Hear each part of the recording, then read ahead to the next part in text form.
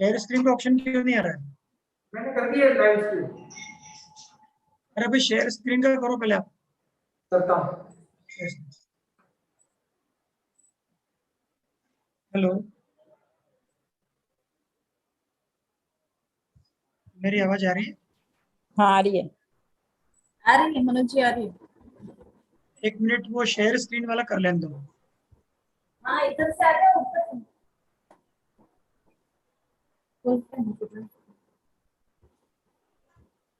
कर दिया सर। कर दिया, शेयर स्क्रीन कर दिया? कर दिया, कर दिया, शेयर स्क्रीन कर दिया सर? कर दिया। प्रिय विद्यार्थियों, ज्ञानदूत जो आयुक्तालय कॉलेज शिक्षा का एक महत्वपूर्ण आयाम है, उस आयाम में महाविद्यालय जो छात्र छात्राएं हैं जो ग्रीष्मावकाश और कोरोना काल के कारण अपने घरों में बंद हैं, वे अपने विषय के प्रति अपडेट रह सकें, अद्यतन रह सकें और अपने विषय से रोज कोई नए नए चैप्टर सीख सकें। इसी के संयोजन का नाम है ज्ञानदूत। आयुक्तालय कॉलेज शिक्षा की इस ज्ञानदूत के इस आयोजन में यह जो समय है वो हिंदी को आवंटित है। आज के इस कार्यक्रम में आज हमारे समक्ष उपस्थित हैं हरिदेव जोशी राजकीय कन्या महाविद्यालय में सह आचार्य हिंदी डॉक्टर सरला पंड्या मैडम। वे कार्यवाहक प्राचार्य का दायित्व भी निर्वहन कर रही हैं। डॉक्टर सरला पंड्या मैडम, प्रिय विद्यार्थियों, आपके बीच भक्ति काल के प्रदेय हिंदी साहित्य का स्वर्ण युग जो भक्ति काल है, उस भक्ति काल को पूरे समाज और साहित्य को क्या योगदान है, क्या देह है, क्या दिया है, उस पर अपनी वार्ता प्रस्तुत करेंगी। मैं आमंत्रित करता हूं पूरे सम्मान के साथ डॉक्टर सरला पंड्या मैडम को कि वे आए और भक्ति काल के प्रदेय पर अपना वक्तव्य प्रस्तुत करें। डॉक्टर सरला पंड्या मैडम जी, कॉलेज शिक्षा राजस्थान के द्वारा आयोजित ऑनलाइन ज्ञानदूत कार्यक्रम में आज के इस सत्र में हिंदी साहित्य के सभी विद्यार्थियों का हार्दिक स्वागत एवं अभिनंदन करती हूँ। आयुक्तालय के इस ज्ञानदूत कार्यक्रम के द्वारा साहित्य के विद्यार्थी अवश्य ही लाभान्वित हो रहे हैं एवं इस ज्ञानदूत कार्यक्रम में सभी प्रकार जो साहित्य संबंधी जानकारी है वह सभी प्रकार की परीक्षाओं के लिए नितांत ही उपयोगी है। आज के इस सत्र का हमारा जो विषय है वह भक्तिकाल प्रदेय यानी भक्तिकाल की महत्ता है, या इसे हम भक्तिकाल की देन भी कह सकते हैं। हिंदी साहित्य के इतिहास में भक्तिकाल को पूर्व मध्यकाल भी कहा जाता है, जिसका समय संवत 1375 से 1700 ईस्वी तक का माना गया है। अपनी कई श्रेष्ठ विशेषताओं के कारण, उपलब्धियों के कारण हिंदी भक्तिकाल को हिंदी साहित्य में स्वर्ण युग भी कहा गया है। भक्तिकाल को हिंदी साहित्य में स्वर्ण युग क्यों कहा गया है, इस तरह का प्रश्न प्रायः सभी प्रतियोगी परीक्षाओं में भी पूछा जा सकता है। तो यह आज का यह सत्र हमारे लिए विशेष ही महत्वपूर्ण बन गया है। भक्तिकाल के प्रमुख कवियों का यदि हम अध्ययन करें तो इस समय के प्रमुख कवि सूरदास, तुलसीदास, मीरा, केशव, बिहारी, रसखान, कबीर, रहीम, आलम, नागरीदास, देदास आदि थे, जिन्होंने धर्म, भक्ति, नीति एवं मर्यादा आदि के साथ जीवन के प्राय सभी विषयों पर ब्रज एवं अवधी भाषा में साहित्य रचना की है। और यह जो साहित्य रचना है वह न केवल भारतीय साहित्य एवं संस्कृति की अनुपम ख्याति है, बल्कि विश्व साहित्य की भी अमूल्य निधि है। इस काल में साहित्य के गद्य एवं पद्य दोनों रूपों का सभी समान विकास हुआ है, इसलिए इस समय श्रेष्ठ साहित्य का सृजन हो सका है।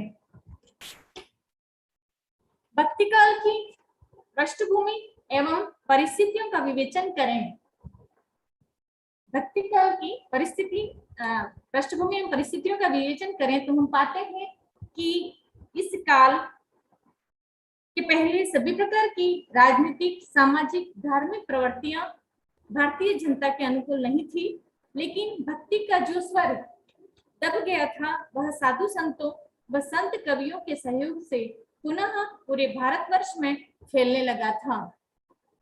डॉक्टर रामविलास शर्मा ने इसी भाव को इस प्रकार से व्यक्त किया है कि ईसा की दूसरी शताब्दी में ही आंध्र प्रदेश में कृष्णोपासना के चिन्ह पाए जाते हैं। गुप्त सम्राटों के युग में विष्णु नारायण वासुदेव की उपासना ने अखिल भारतीय रूप ले लिया था। 5वीं शताब्दी से लेकर 9वीं शताब्दी तक तमिलनाडु भक्ति आंदोलन का प्रमुख केंद्र रहा है।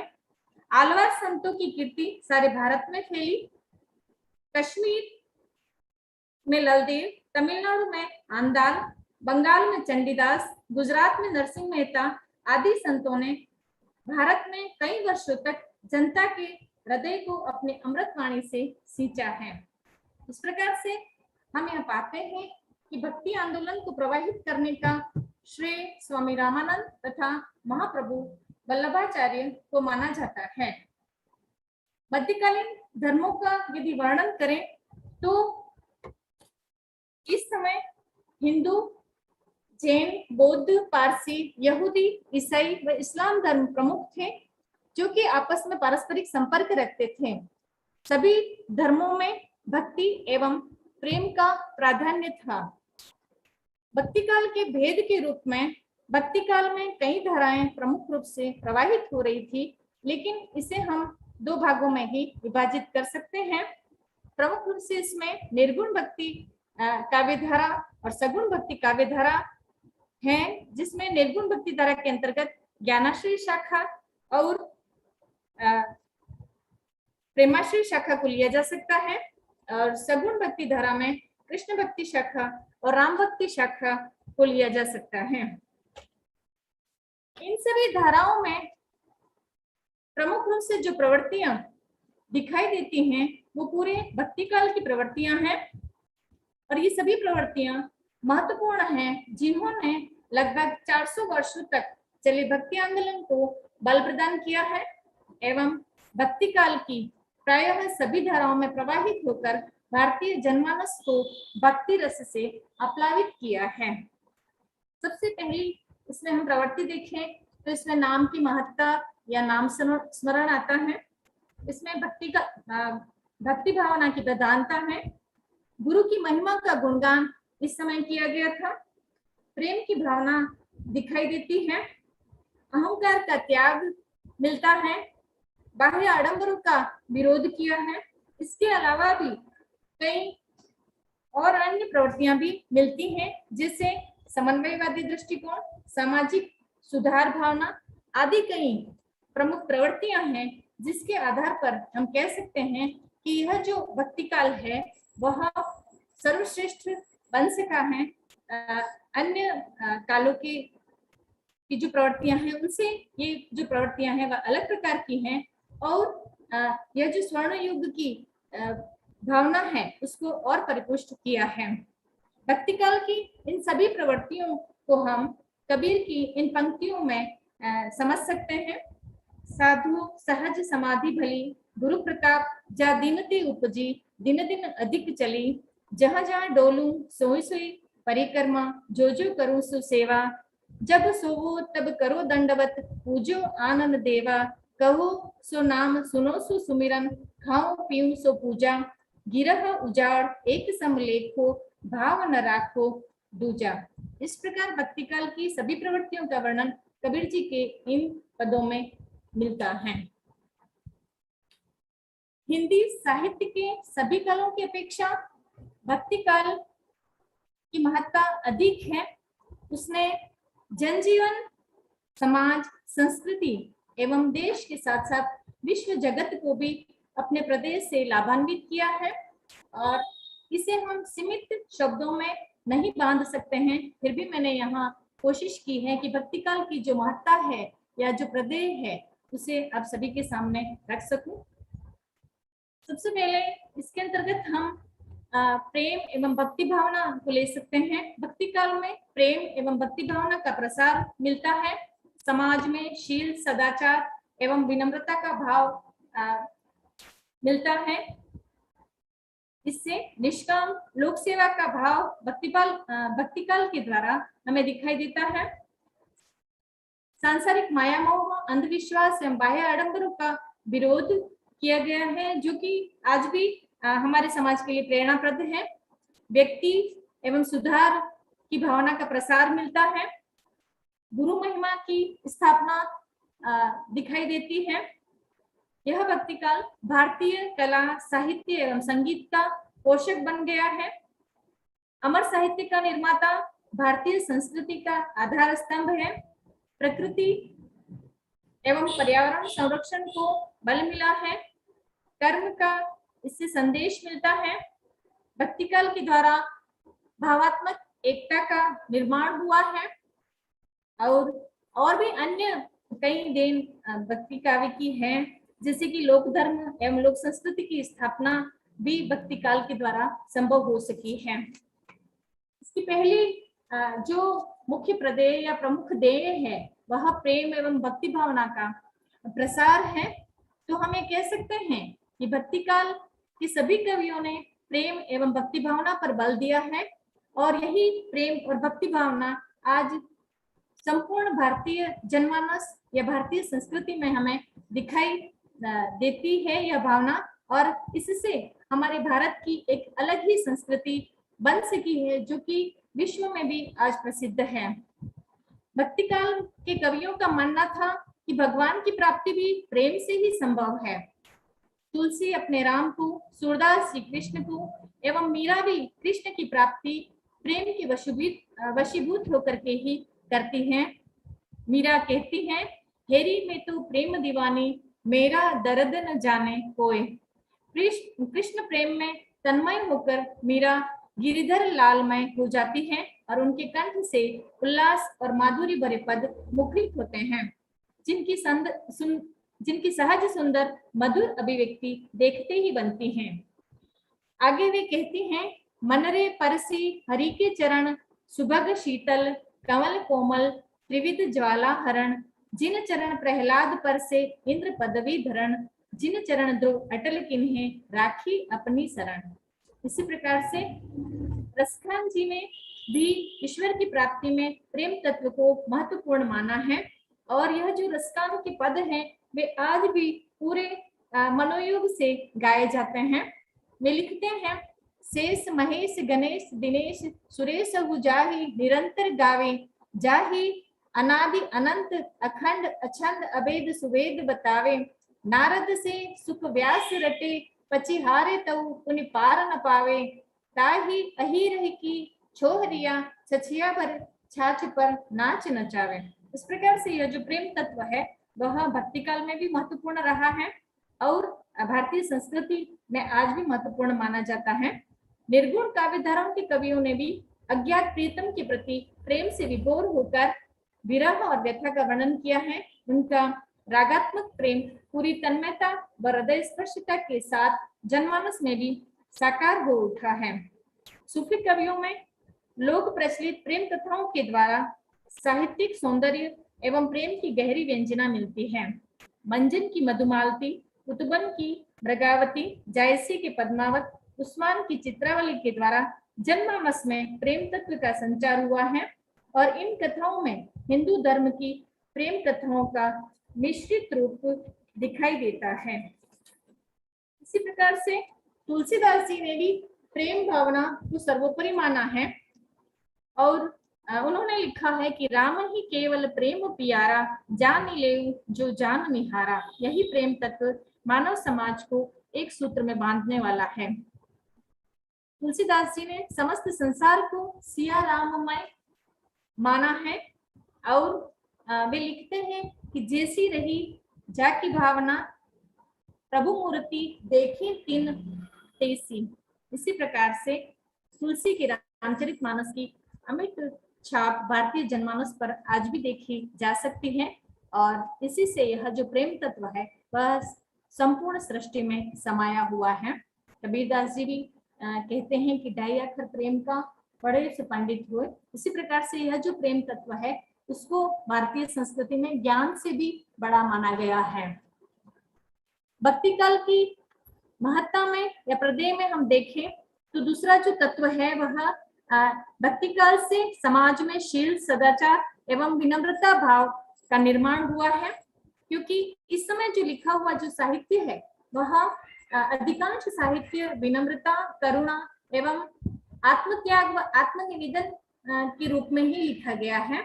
और हमारे जो कवि हैं, तुलसीदास जी हो या सूरदास जी हो, उन्होंने इसी प्रकार की सर्वोपरि भावना के अंतर्गत दास्य भाव, विरह भाव, प्रेम भाव, सांसारिक मोह माया के त्याग का भाव व ऊंच नीच की भावना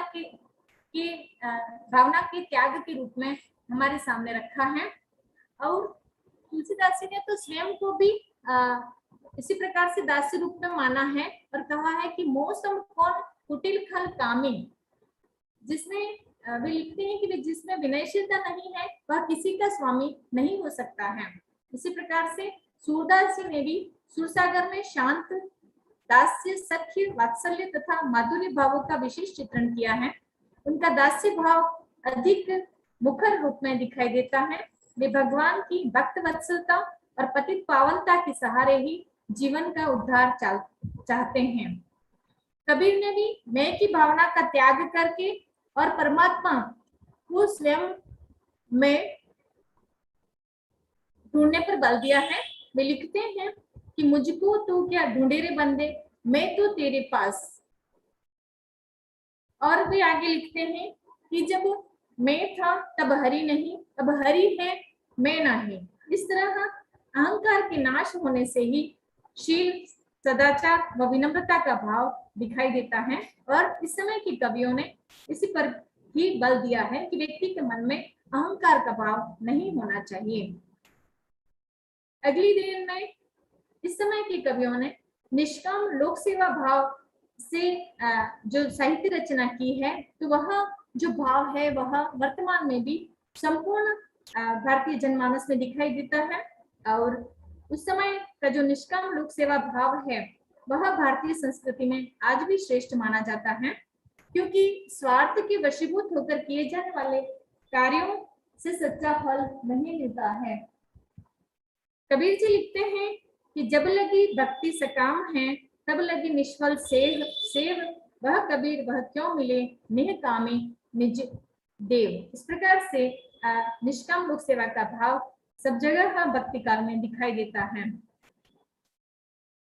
अगली जो हमारी भक्ति काल की देन है उसके अंतर्गत हम देखें तो भक्ति काल में सांसारिक माया मोह, अंधविश्वास एवं बाह्य आडंबरों का विरोध मिलता है, जो कि आज हमारी भारतीय संस्कृति के लिए अमूल्य है उसका महत्व, क्योंकि भक्ति काल के पहले भारतीय जनमानस सांसारिक मोह माया, अंधविश्वासों एवं बाह्य आडंबरों में इतनी डूबी हुई थी कि उसका विकास नहीं हो पा रहा था। तो इस समय के जो कवि हैं उन्होंने समाज की इन बुराइयों को समझा और महसूस किया और इसे अपने साहित्य में इसका वर्णन किया, इन बुराइयों का विरोध किया और सभी धर्मों को एक मानते हुए मंदिर, मस्जिद, तीर्थ व्रत, पंडित तथा पुरोहितों की प्रथा को के ढकोसलों का विरोध किया है। और उन सबका मानना था कि यदि हम ईश्वर के अस्तित्व में विश्वास करते हैं तो इस विश्वास का सबूत हमारे आचरण में बसता है। तो उसकी साधना का स्थल वे सभी जगह हैं जहाँ मनुष्य कोई काम करता है। इस प्रकार से समाज में फैले हुए कई अंधविश्वासों का भी उन्होंने विरोध किया और जो ईश्वर की भक्ति थी उसे ही सर्वोपरि मानते हुए ईश्वर को प्राप्त करने पर बल दिया है। अगली दिन भक्ति काल की हम देखें तो व्यक्ति एवं समाज सुधार की जो भावना है वह इसमें दिखाई देती है। और इन कवियों ने अपने जो साहित्य में जनसाधारण के लिए धर्म की सरल व्याख्या की थी। इसी के कारण से जो धर्म है वह पूरी भारतीय संस्कृति में फैल सका और यह जो मानवीय एवं करुणा भाव है उसका प्रसार हो सका है। उनकी रचनाओं में व्यक्ति एवं समाज के आदर्श रूप के कई चित्र मिलते हैं, जैसे कि तुलसीदास जी के मानस में जनकपुर, चित्रकूट व अयोध्या सभी जगहों पर के कई ऐसे चित्र मिलते हैं जिसमें हम देखते हैं कि सामान्य व्यक्ति भी उसमें महत्व प्राप्त कर रहा है। शूद्र, अंत्यज एवं स्त्रियों को समान मान सम्मान मिला है। इसी प्रकार से वे समाज में गृहस्थ जीवन को भी सर्वोपरि मानते हैं और लिखते हैं कि गृहस्थ व्यक्ति भी जीवन में श्रेष्ठ कार्य करते हुए मोक्ष को प्राप्त कर सकता है।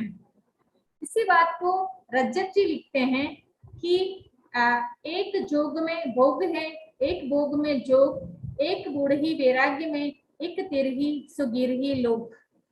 इसी प्रकार से सूरदास जी ने भी अपने विनय के पदों में एवं भ्रमर गीत संबंधी पदों में अपनी सामाजिक जागरूकता का प्रचुर परिचय दिया है।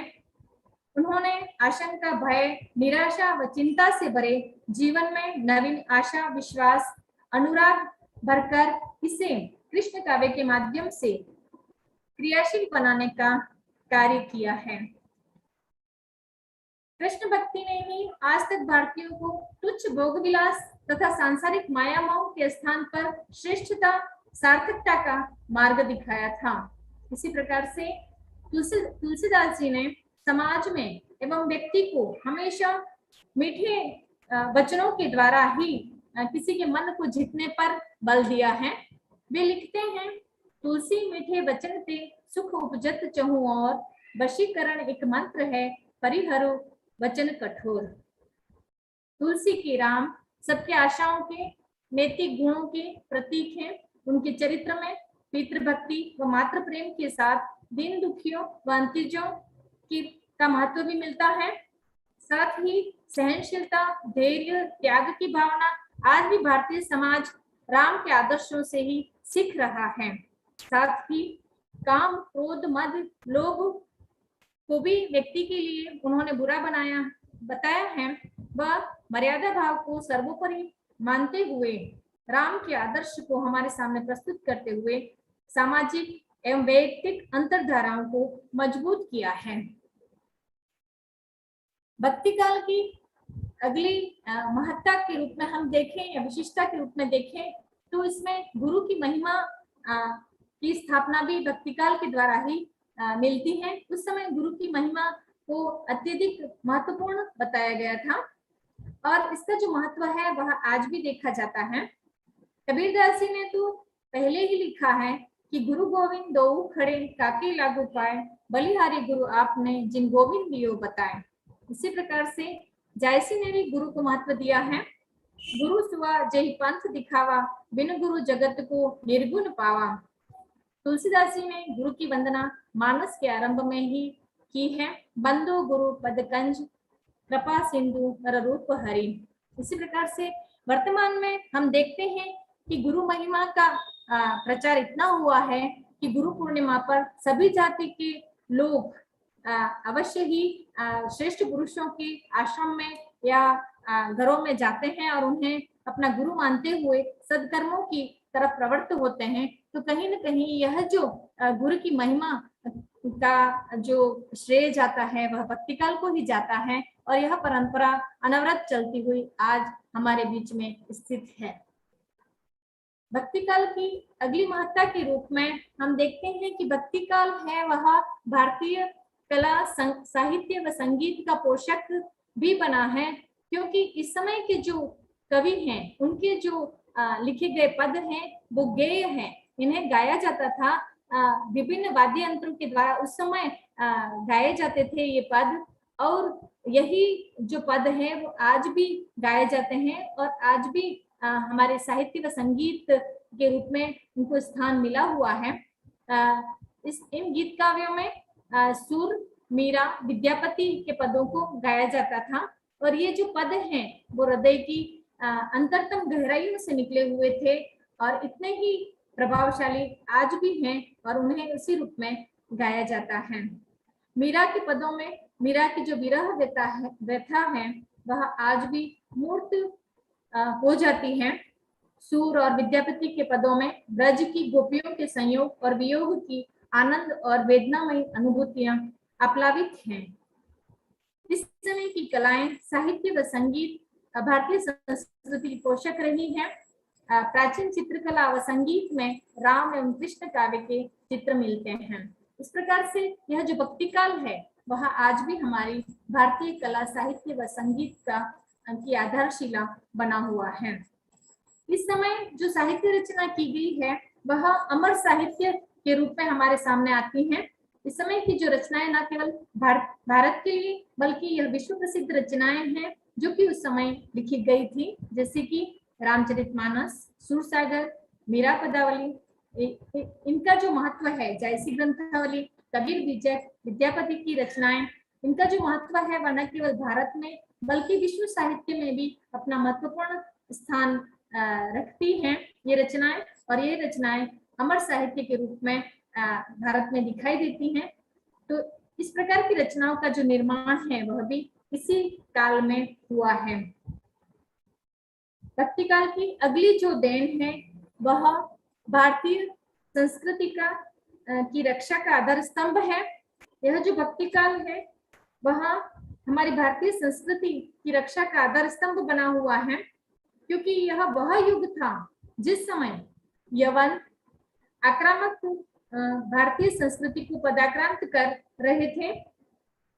इस समय के संत भक्त कवियों ने अग्रसर होकर पराभव को प्राप्त भारतीय संस्कृति की रक्षा की, जैसे कि कबीर, दादू, नानक, रेदास, गोस्वामी तुलसीदास जी, गौरांग महाप्रभु, चैतन्य महात्मा, हरिदास, मीरा, सूर आदि अवतारी पुरुषों ने इस युग को गौरव प्रदान किया और अपने साहित्य के द्वारा एक नए आत्म गौरव के भाव को महसूस करवाया है। इस प्रकार से हम कह सकते हैं कि यह जो भारतीय संस्कृति है उसकी रक्षा करने का जो श्रेय है वह भी भक्ति काल को जाता है, जो कि उस समय से अनवरत रूप से चला आ रहा है। प्रकृति एवं पर्यावरण संरक्षण को बल, भक्ति काल की जो अगली देन है वह हमारे भारतीय संस्कृति में जो प्रकृति को महत्वपूर्ण स्थान मिला हुआ है उसका जो संरक्षण का भाव है वह भी इन कवियों की रचनाओं में मिलता है, और यह जो भावना है वह उस समय से आज तक चली आ रही है। उस समय के कवियों ने प्रकृति एवं वन्य जीवों का वर्णन अपनी रचनाओं में किया है। हमारे श्रेष्ठ एवं पूजनीय जो पेड़ पौधे हैं उनका संरक्षण और उनकी पूजा भावना भी इन भक्ति ग्रंथों में मिलती है। उसी प्रकार से वन्य जीवों के प्रति प्रेम और पृथ्वी, सूर्य, चंद्र को पूजनीय मानने का जो भाव है वह भी इन्हीं धर्म ग्रंथों में प्रारंभ से ही मिलता है, जो कि आज परिपुष्ट होता दिखाई देता है। कर्म का संदेश, भक्ति काल के कवियों में कर्म का संदेश मिलता है। उन्होंने कर्म, ज्ञान एवं भक्ति का समन्वय किया है। इसके साथ ही उन्होंने ज्ञान के स्थान पर कर्म एवं भक्ति को सर्वोपरि मानते हुए भारतीय संस्कृति में समस्त जातियों को, समस्त व्यक्तियों को कार्य करने के लिए प्रेरित किया है। नानक एवं वशिष्ठ आदि प्राचीन ऋषि गृहस्थी होते हुए भी गृहस्थ सन्यासी का जीवन जी रहे थे, और इस प्रकार से भी मोक्ष की प्राप्ति वो कर सकते हैं। भक्ति काल में कहा गया है कि मनुष्य को अपनी आवश्यकताओं को सीमित रखते हुए ऐसे कार्य करने चाहिए जिससे कि पूरे समाज का उद्धार हो सके, पूरे समाज को इससे लाभ हो सके। तभी यह जो भारतीय संस्कृति की भावना है कि सर्वे भवन्तु सुखिनः, सर्वे सन्तु निरामया, इस प्रकार की जो भावना है वह पूर्ण हो सकेगी। वे लिखते हैं कि उदर समाता अन्न ले, तन ही समाता चीर, अधिक ही संग्रह ना करे, ताको नाम फकीर। इस प्रकार से वे निरंतर बिना स्वार्थ के कर्म करते हुए जीवन यापन पर बल देते हैं, और इन कवियों ने कर्म एवं भक्ति का समन्वित रूप हमेशा व्यक्त किया है, जो कि जनसाधारण के लिए आज भी ग्राह्य रहा है। अतः ज्ञान से बढ़कर के भी कर्म एवं भक्ति को महत्व मिला है, और यह जो भाव है वह आज भी हमारे भारतीय जनमानस में व्याप्त है, और निरंतर कर्म के प्रति यह जो भाव है वह प्रेरित करते रहते हैं। इसके अलावा भी भक्ति काल की जो महत्ता है उसके अंतर्गत हम देख सकते हैं कि यह भावात्मक एकता के भाव का निर्माण करता है। यह जो एकता उस समय व्यक्त की गई है उनकी रचनाओं में, भक्त कवियों की रचनाओं में, वह आज भी हमारे पूरे भारत को एकता के सूत्र में बांधे हुए हैं। इस भावात्मक एकता में मुख्य भाव भक्ति का था। सिंध, कश्मीर, पंजाब, बंगाल, महाराष्ट्र, आंध्र और तमिलनाडु आदि पर भक्ति आंदोलन की धारा पूरा प्रभाव डालती हुई आगे बढ़ती दिखाई देती है। उस समय की भावात्मक एकता में फैलाव व गहराई थी। विभिन्न प्रदेशों की भाषाओं में जो ग्रंथ प्रकाशित हुए हैं वे आपस में समानता लिए हुए हैं, तो इसका मुख्य कारण उनकी आपसी एकता भाव ही था। इस समय की जो भावात्मक एकता थी वह शिक्षित समुदाय तक ही सीमित नहीं थी, बल्कि इसकी जड़ें नगरों से लेकर गांवों की अनपढ़ गंवार जनता के बीच गहरी चली गई थी। इसमें भाषागत समानता व जातीय समानता भाव भी दिखाई देता है। ब्राह्मण, जुलाहे, दर्जी, कहार आदि जातियों के लोग एक दूसरे के निकट थे। जातिगत संकीर्णता की भावना को इस समय की जो भावात्मक एकता है उसने दूर किया है। उस समय के जो जायसी कवि हैं उन्होंने पुराणों के बारे में लिखा है कि वेद पंथ नहीं चलही ते वेद पंथ जो नहीं चली ते बुलही बनमांझ। इस तरह कबीर, तुलसी, जयसी, सूर चारों कवियों ने लोक धर्म की स्थापना कर भारत की संपूर्ण जनता में एकता का संचार किया है। इसी प्रकार से इस समय के कवियों ने लोक धर्म एवं लोक संस्कृति की स्थापना की है, जो कि प्राय सभी कवियों की रचनाओं में दिखाई देती है। और यह जो लोक धर्म एवं लोक संस्कृति की परंपराएं हैं वे आज भी प्राय सभी धर्मों में देखी जा सकती हैं, और विषमता से त्रस्त जनता आज भी अपने मन की शांति, सुख व आनंद के लिए इन्हीं ग्रंथों का पाठ करती है। इस प्रकार से निष्कर्ष रूप में हम कह सकते हैं कि हिंदी साहित्य में भक्ति काल एक स्वर्ण काल रहा है। इसकी सभी प्रवृत्तियां श्रेष्ठ रही हैं। बस थोड़ा सा समय और है। भारतीय जनता इसके साहित्य में आशान्वित होकर सांत्वना प्राप्त करती रही है, और आज भी वह जनमानस को आप्लावित करता है। यह वह युग है जो कि भारतीय संस्कृति का आधार स्तंभ था। श्री राम की लोक रक्षक एवं कृष्ण के लोकरंजक रूप का वर्णन कर कवियों ने धर्म को ज्ञान एवं कर्म भाव से संतृप्त किया। भक्ति, आनंद रस एवं संगीत का स्वर मुखरित किया है। घोर निराशा के स्थान पर आशावाद का संचार कर सामान्य मनुष्य में भी आत्मसम्मान और आत्मगौरव का भाव जगाया है। समाज में मानवतावाद की स्थापना की एवं इसके गुणों को आचरण में उतारने पर बल दिया है। तुलसीदास के लोक नायकत्व ने समाज की सामाजिक, सांस्कृतिक एवं समन्वयवादी दृष्टि को अक्षुण्ण रखते हुए और अधिक उदात्त स्तर पर पहुंचाने का कार्य किया है। कवियों ने भावात्मक एकता, राष्ट्रीय एकता, सामाजिक चेतना का संचार करने में महत्वपूर्ण भूमिका निभाई है। इसी प्रकार से सांस्कृतिक समन्वय का जो आदर्श रूप है वह भी इस भक्ति काल में हमें दिखाई देता है। और इस समय के कवियों ने लौकिक से अलौकिक परमात्मा का ज्ञान देकर मोक्ष के द्वार को प्रशस्त किया है।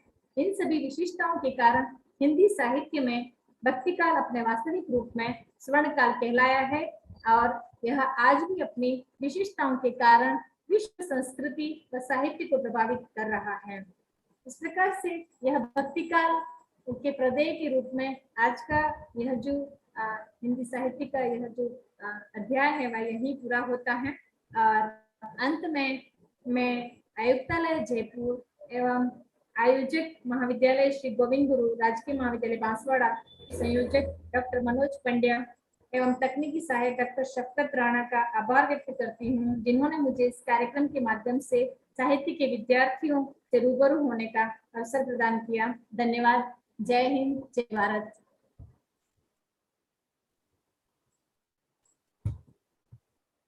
बहुत बहुत धन्यवाद डॉक्टर सरला पंड्या मैडम।